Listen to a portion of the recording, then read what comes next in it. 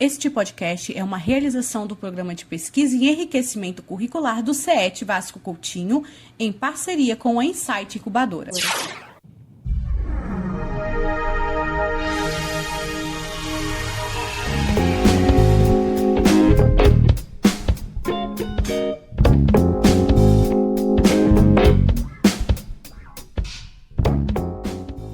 João Bosco, subsecretário de Estado de Políticas para a Inclusão de Pessoas com Deficiência, também conhecido como Bosquinho, obrigado pela sua presença e seja bem-vindo ao podcast Insight Negócios e Oportunidades. Cumprimentar todos que estão aqui, agradecer pelo convite, parabenizar a escola, né, Vasco Coutinho, por essa matéria aqui que vocês estão cursando e quão importante, né? A gente está num ambiente desse, com tecnologia de ponta, que a gente pode chegar aí a poder estar oferecendo, né, professores, essa matéria para vocês. João Bosco, é uma satisfação imensa ter você aqui hoje conosco. E para quem ainda não te conhece, conta pra gente um pouquinho da sua história, quem é João Bosco, o que te motiva? Bom, eu sou João Bosco Dias, né, Bosquinho. Eu sou de Prosperidade, distrito lá em Vargem Alta. Nasci em 1970, tive paralisia infantil em 1971. Não tinha a vacina da poliomielite, né? Quer dizer, só tinha na rede privada. E quando surgiu a vacina na rede pública, meu pai me levou para tomar a vacina, mas eu já estava com vírus. Então potencializou, né, a polio. Então foi muito severa, minha polio foi muito severa. E a minha família me incluiu, né? Não me esconderam, e a minha comunidade me acolheu e fui embora, né? Com a ajuda de todos. Na sua carreira, você sempre trabalhou em questão pública, como é que foi? Política, né? Eu comecei, meus pais tinham comércio, né? Então eu comecei a trabalhar no comércio com 7 anos, né? Meu pai comprava aqueles fardos, sacos de arroz, de feijão, de açúcar. E eu e minha irmã, tenho uma irmã 2 anos a menos que eu, então ele me colocava num caixotinho, né, de madeira e com a concha na mão, e a gente ficava desdobrando, né, enchia a sacola de 5 kg, de 2 kg, de 3 kg, para papai depois botar na prateleira, ele e mamãe. Então assim, isso fez com que a gente pudesse crescer nesse ambiente, né. Você também foi vereador, né? Sim, o comércio, né, você recebe todo mundo, né? Então você recebe gente que chega alegre, chega triste, que chega, né, de tudo quanto é jeito. E isso fez com que a gente começasse a gostar de ficar também no meio dos outros, né? Então assim, depois eu comecei minha vida de comunidade, né, na igreja, as comunidades eclesiais de base, depois a associação de moradores, e daí foi o passo para ir para os mandatos, né? Então foram 3 mandatos de vereador. Fui presidente da Câmara por 2 vezes, vice-prefeito e prefeito. Uma sequência de 20 anos de mandato. 20 anos de história aí, lutando por causas muito importantes, assim, o que já traz até a gente um pouco para dentro do tema, né? Aderir a sua história ao tema que nós estamos trazendo hoje, que é a inclusão em ação, pessoas com deficiência e mercado de trabalho. Então, para você, na prática, o que significa falar sobre inclusão de pessoas com deficiência hoje no mercado de trabalho? Como você já trabalhou desde a sua infância, hoje, nos nossos dias atuais, como você traz para a gente hoje essa informação? Então, você quando a pessoa está apta a trabalhar, uma pessoa que não tem deficiência, então é quase meio que no automático, né? Ela estuda e vai procurar trabalho e tal. Agora, a pessoa com deficiência, se não tiver um entorno, né, que a inclui, né, por exemplo, eu comecei a trabalhar porque meu pai tinha um comércio, então ele me ensinou a trabalhar, meus pais, né?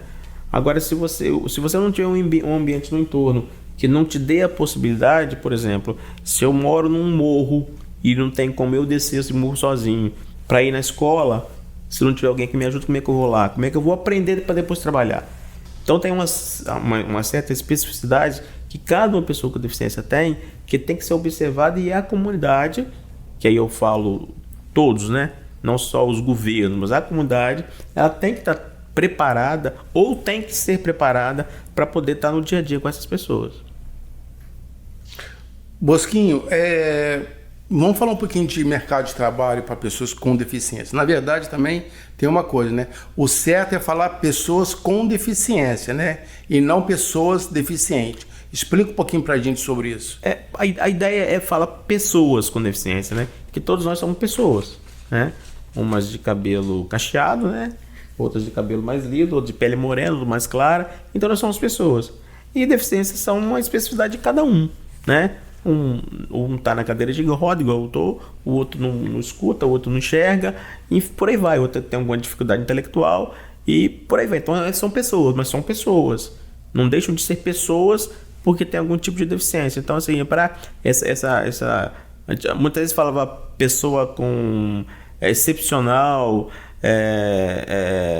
PCD, enfim, várias outras palavras, frases para caracterizar. Hoje agora é pessoa com deficiência para poder, então, colocar todo mundo num patamar só.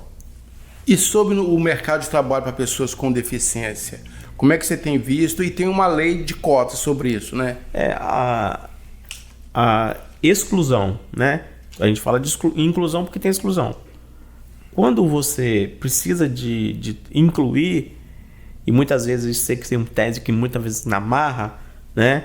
Então tem a lei da lei de cotas. Empresas que têm acima de 100 trabalhadores ou trabalhadoras, então ela tem que ter um percentual de 3%, 2%, que tem ali a obrigatoriedade de ter pessoa com deficiência na empresa, né? Como tem nos municípios, no estado, enfim, nos concursos públicos, né? Que tem um percentual para pessoa com deficiência.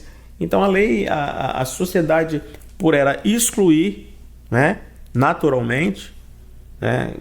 A gente fala um pouco de cota também nesse corte, né? Que pode entrar também cota, mas principalmente da pessoa com deficiência, é que pela exclusão os pensadores, né? Os legisladores então entenderam que precisava de ter lei para poder então mostrar, olha, aqui você tem que ter, não é que você precisa, que você pode, não, aqui tem que ter, então porque você tem que dar empregabilidade, mas infelizmente tem que ter lei para isso, né? Não precisava de, né? Porque se você der qualificação, se você der oportunidade da pessoa estudar, de viver em sociedade, não precisava de cota, né? Isso seria também quase que no automático, né? Mas infelizmente não é assim ainda, mas a gente luta para que isso, para que daqui a, sei lá, menos tempo possível a gente não precisa de cota mais. Não é só suprir ali uma lei, né? Eu sou obrigado a ter porque a lei me exige, mas é você realmente incluir a pessoa no mercado de trabalho. Sim.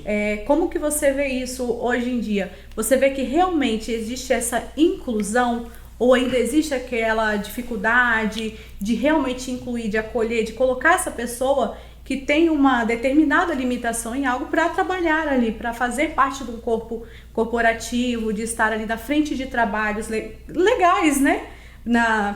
Para fazer o serviço. A gente vê relatos assim, bons e relatos muito ruins. Tem pessoas que entram pela cota, né, da pessoa com deficiência e ficam no canto, né? Tô aqui cumprindo cota, a cota tá lá.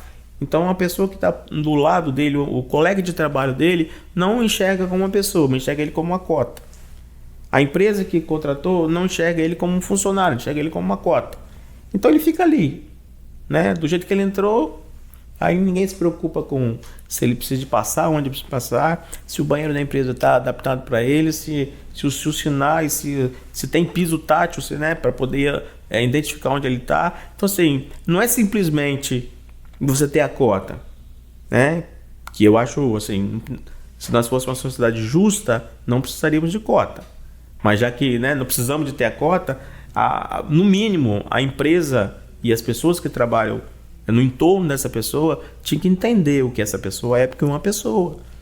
Muitas vezes tem pessoas que são lindas, maravilhosas, mas tem um gênio infernal e ninguém consegue ficar do lado delas, né? E a gente mede isso muito. A gente costuma medir muitas pessoas, né? A gente chama de capacitismo. Você olha pra mim, eu tô na cadeira de roda, bom, aquele cara ali não serve pra nada, ele não anda, né? Então, assim, isso é o dia a dia, né? Coitado, né? O coitadinho, o coitado, o pobre coitado, né? Então, isso é muito ruim, né? Bosquinho, eu peguei alguns dados aqui que a gente fica triste, né? Como ainda as coisas precisam ser melhoradas. Por exemplo, você pode me confirmar, existe hoje aproximadamente 19 milhões de pessoas no Brasil, dados de 2022, com pessoas com deficiência. Dentro delas, a taxa de analfabetismo é de 19,5%. Já com uma pessoa sem deficiência é de 4%. No ensino médio, 25% de pessoas com deficiência concluem o ensino médio. Uma pessoa sem deficiência é de 57%. No trabalho, 5 milhões de pessoas com deficiência estão na força de trabalho. 12 milhões estão fora da força de trabalho. Como é que você vê isso em termos de uma necessidade, em termos de algo que ainda precisa ser melhorado? E aqui no Espírito Santo, como é que são esses dados, mais ou menos aqui? Esses são os dados do censo, né? Nós não temos esse censo ainda por corte de estado, né? Desse percentual, mas foi feito um levantamento em 2021, que realmente a pessoa com deficiência, se ela é mulher, né? E ela já tem menos emprego do que o homem. E se ela for uma mulher com deficiência, então vai lá para baixo, despenca. Se for uma pessoa negra, então, enfim, toda pessoa, né, que tem algum tipo de deficiência, os indicadores sociais dela são muito piores. De trabalho, de renda, de acesso, são todos muito piores. É o que a gente fala. É falta de inclusão, não ter condição da pessoa, ela não está inclusa, não conseguimos ainda, enquanto sociedade, fazer com que essa pessoa tivesse uma vida social, uma vida do dia a dia, como se não tivesse um tipo de deficiência. Claro que a gente sabe que nós temos muita dificuldade com muitas coisas, né? As nossas cidades cresceram sem ser preparadas, né? Para a pessoa que tem algum tipo de deficiência física poder ir e voltar, né? Transitar o dia de ir e vir, né? Mas é uma questão muito cultural também, porque no passado, na antiguidade, as pessoas que nasciam com deficiência, elas eram assassinadas, né? Os romanos, né? Os gregos, endeusarem a beleza, né? O belo, a pessoa tem que estar bonita, sarado, Perfeição, bombadão, né? perfeito. O que naquela época se entendia por perfeição, né? Que era a beleza física. Então quem não nascia com aquele padrão de beleza, não, isso aqui não serve, tem que ser jogado do penhasco, tem que ser enterrado vivo. Foi um castigo da minha família, meu antepassado cometeu um castigo, então essa pessoa nasceu para poder pagar, para ele poder sofrer. Então, assim, um monte de coisa que, assim, empurrava as pessoas com deficiência para fora da sociedade mesmo, não deixava que elas pudessem estar. Sobre educação, o que o governo do estado tem feito? Então, o nosso governador Renato Casagrande, ele tem investido, o governo tem investido muito em educação. A gente pega aí os dados da educação, né, que é da responsabilidade do Estado, que é o ensino médio. Nós estamos, assim, os primeiros em educação do ensino médio. E dentro das escolas estaduais, toda escola estadual tem uma equipe que cuida da pessoa com deficiência. São 15 mil alunos hoje na rede estadual, né, da SEDU. São 15 mil alunos. E todas essas escolas, elas são acompanhadas dentro das superintendências, né, que essas escolas pertencem. Ali tem um grupo chamado NEAP, são núcleos que cuidam da educação especial. Então esse núcleo vai nas escolas, identifica, tem uma formação gigante para professor, tem os cuidadores, né, que estão ali para ajudar, para auxiliar aquele estudante com deficiência a continuar ali, a poder aprender. Então, nosso estado está muito bem, né, na questão da educação inclusiva. Temos muito passo para dar ainda, muito espaço para dar. Mas, se a gente começar a ver números, né, de outros estados, de outros países, enfim, a gente está bem na frente. Isso não quer dizer que está perfeito, né? Mas nós temos que buscar cada vez mais melhorar e fazer com que esse ambiente contamine também outras pessoas, contamine também as outras instituições. Nós temos municípios hoje que infelizmente não tem nenhuma, tem pouca atividade escolar inclusiva, tem pouca escola que tem condição de estar ali com uma pessoa com deficiência.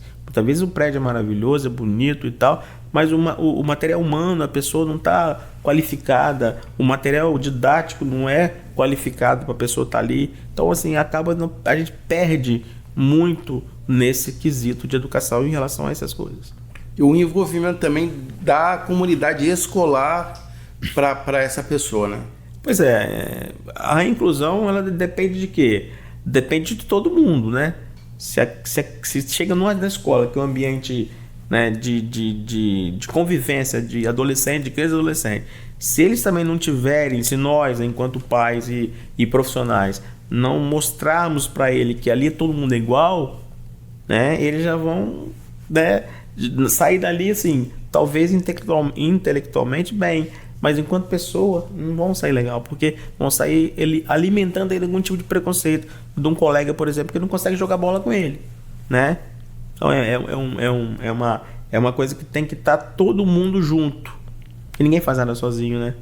Então essa é uma coisa que é bem firme na nossa realidade, que muitas vezes as pessoas se acham autossuficientes, não precisa de ninguém, mas todo mundo precisa de alguém para alguma coisa, né? Nós temos aqui, inclusive, aqui no próprio SET, casos muito bacanas na nossa turma. Tem, inclusive, uma menina, ela é a Júlia, um carinho enorme, que é uma pessoa com deficiência e que tem a professora que apoia ela ali. E é muito bacana porque eles trazem para nós, quanto alunos aqui do Centro Técnico, essa perspectiva de um olhar diferente, justamente isso que você acabou de falar, de acolher, de tentar entender qual é a necessidade daquela pessoa, até para nós colocarmos ela no processo de inclusão. Então, pegando esse gancho aí contigo, como você acredita, quais maneiras que uma escola técnica hoje, ela pode contribuir para o crescimento do processo de inclusão ou até para o crescimento próprio da pessoa com deficiência? Você tem um ambiente de escola técnica que abre as portas para uma pessoa com deficiência, isso é um ganho fantástico, né? Porque ela já vai ter uma atividade a mais que ela pode estar apta a sair do ensino médio e já entrar no emprego. Ela está empregada porque ela tem o ensino médio e ainda tem um curso técnico para poder agregar na capacidade dela intelectual. Então, assim, isso aí já é um passo gigante, porque você é inclusão na veia, né?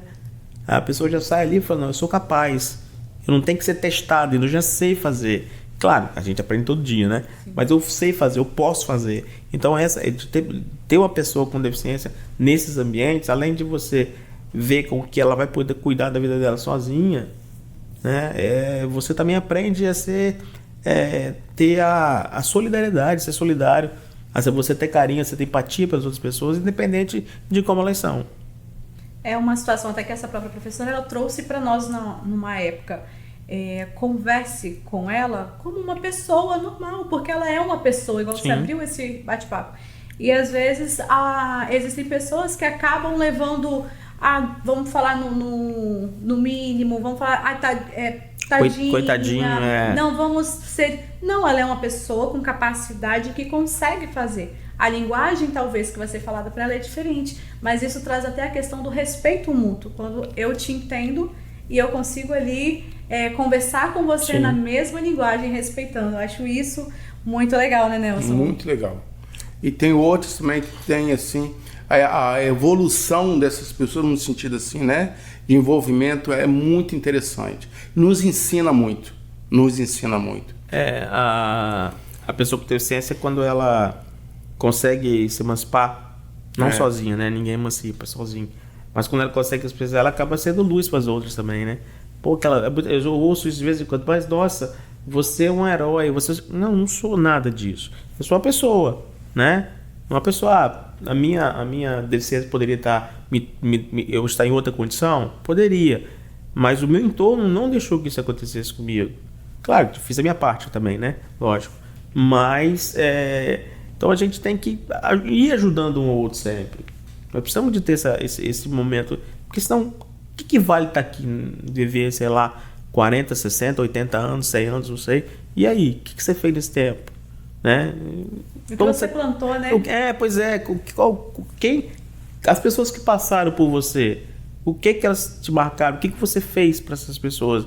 Então, assim, eu acho que tudo isso tem que ser... A gente vive numa sociedade muito corrida, né? A gente tá tudo aí com todo mundo com o celular na mão, medindo uma coisa, olhando outra, e a gente não tem tempo para pensar, parar para respirar, né? E isso é muito ruim, porque a gente não tem um momento desse igual a gente está aqui, né? Num ambiente de bate-papo, olhando pro outro, conversando e tendo essa tranquilidade desse bate-papo, que eu tô muito feliz de estar aqui com vocês. Que legal. A gente que está com uma honra de receber. Como nós conversamos já antecipadamente, você sempre puxou minha orelha, no bom sentido, que assim, a gente fica até um pouco de receio em falar algumas coisas, de ser, sabe, porque é um mundo... Né? Exatamente, Priscila, porque é um mundo pra gente que, infelizmente, com total ignorância nossa, a gente ainda não sabe, ou não teve coragem de pesquisar. Tanto é que os números que eu te mostrei retratam um pouco disso. Sobre pessoas que... Falando sobre essa independência, né? Você conhece algumas pessoas com deficiência que têm o seu próprio negócio ou que querem ter seu próprio negócio? Sim, muitas pessoas. Muita gente que convive, né, com essas pessoas. A gente sabe que tem pessoas extremamente qualificadas, capacitadas, que só não estão no mercado de trabalho por falta de uma oportunidade mesmo que não deram para essa pessoa, mas que a todo tempo estão buscando. Então, quando você cria um espaço desse, né, você cria um ambiente de uma universidade que a pessoa possa estar lá, então as coisas vão acontecendo, mesmo na vida pública, né? Eu tenho uma pessoa que eu gosto muito aqui de Vila Velha, que é o Cláudio Vereza, né? O Cláudio foi deputado estadual, uma pessoa que eu admiro muito a vida dele, né? E o Cláudio foi deputado estadual, acho que 2, 3, 4 mandatos, foi presidente da Assembleia. Então é uma referência pra gente, pra mim, né, pessoalmente. E tantas outras pessoas, né? Teve um presidente dos Estados Unidos, Roosevelt, não sei, acho que é Roosevelt mesmo, pra pronúncia, né? Ele também teve poliomielite, né? E em plena Segunda Guerra Mundial, ele tava naquela pressão toda ali. Então era uma pessoa com deficiência. Enfim, deu conta, né? Então, assim, tantas outras pessoas, né, que têm algum tipo de deficiência, mas tocam a vida normalmente. E assim, hoje aqui no Vasco mesmo, nós temos vários alunos PCDs, um exemplo, né? A Júlia, que eu falei mais cedo com você, que eles estão estudando e com uma esperança de ir para o mercado de trabalho.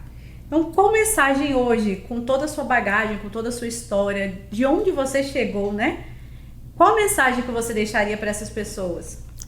Continue. Problema vai ter, barreira vai ter.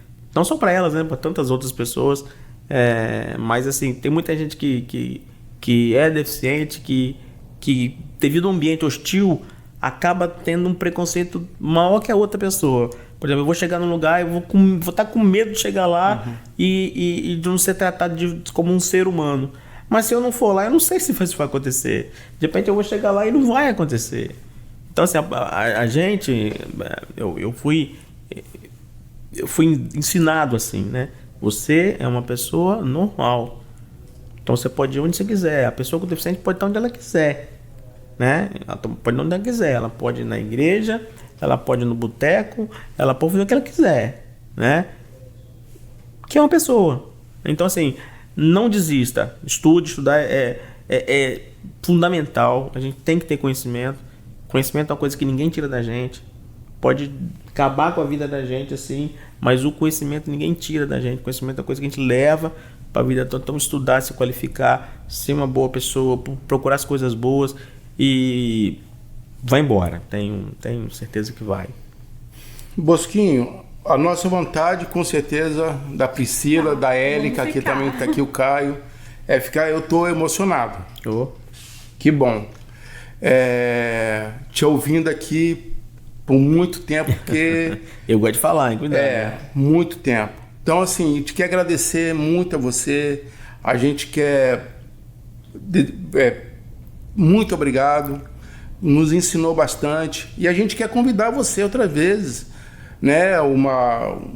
Acho que nós precisamos quer até criar uma palestra, não sei, que as pessoas possam te ouvir, sabe? E ouvir o Bosquinho ser humano, coração, sabe? Então, muito obrigado, em nome de toda a turma que está aqui, dos alunos de Rádio e TV, alunos de multimídia, também dos professores, muito obrigado mesmo. Eu que tenho que agradecer a vocês, porque hoje eu estou aqui, né, nesse espaço de estar subsecretário, né, mas eu não sou, eu estou. Então, esses espaços têm que ser ocupados, né, e hoje sou eu, amanhã vai ser outras pessoas. O que importa é que esse espaço não seja fechado. Ele não se feche porque um acabou, o outro acabou. Isso tem que ser uma ação de Estado, não pode ser de um governo só. Quando acabar o governo de fulano, de Beltrano, isso aqui vai fechar, não pode. É essa consciência que nós temos que criar na sociedade, que tem coisas que porque foi o outro que criou, eu vou destruir porque eu não quero, né? Não temos que fazer com que as coisas boas se perpetuem. E esses espaços aqui da escola, parabenizar vocês aqui, que o olhinho está brilhando, né? É bom ver isso, né? Dessa troca, né? Eu também estou muito feliz de estar aqui com vocês. Então, assim, não é só uma pessoa, são duas pessoas, são várias pessoas, são milhões de pessoas com deficiência no Brasil que precisam disso aqui, ó, né? De um espaço para poder crescer, de um espaço para poder ser ouvido, de um espaço para poder ser acolhido de forma que vocês me acolheram aqui. Então, eu que agradeço muito a oportunidade de estar aqui com vocês. Esse foi mais um Podcast Inside, Negócios e Oportunidades. Este episódio foi produzido pelos alunos do SET Vasco Coutinho. Na direção, professor Gustavo Belo e Nelson Cardoso. Alunos Élica Pinheiro, Caio França e Priscila Alvim.